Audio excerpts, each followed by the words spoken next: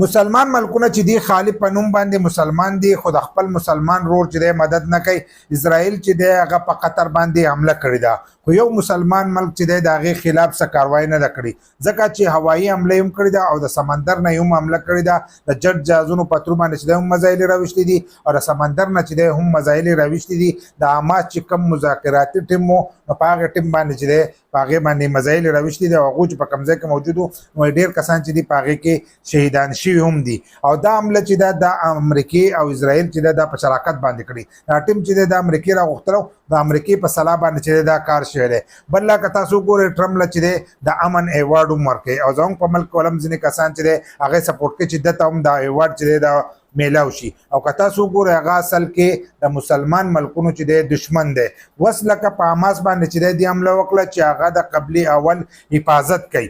یو مسلمان ملک چې دی د هغې حفاظت نه کوي دا زموږ د ټولو حق جوړېږي خو خالي حماس والا چې دی هغه د دغه حفاظت کوي. بل لا چې فلسطین چې دی د هغې دپاره چې دی هغه هم دغه خلک چې دی دا جنګېږي نو په هغو باندې چې دی دغه حمله شوې ده خو یو مسلمان ملک چې دی د هغې خلاف څه کاروایي نه ده کړې څه تپوس چې دی هغه له دې نشي کولی. ولې زموږ مسلمان ملکونه چې دی هغه ټول د امریکې غلامان دي. په قطر باندې حمله وشوه او قطر به خلاف چې دی د دې به غږ نه کوي. ولې چې دا د امریکې واړه ملکونه دي. موږ خالي دغه وایو دا مسلمان ملک ته چې خالي موږ جوماتونه چې دی هغې ته آزاد تللی شو موږ یې د جومات نه چې دی د دې نه منع کړي. نو خو په امریکا کې چې دی هلته کوم نه منع کوي خو موږ د خپل حق چې دی د دې تپوس نه کوو. د خپل دین اسلام چې دی د دې موږ تپوس نشو کولی.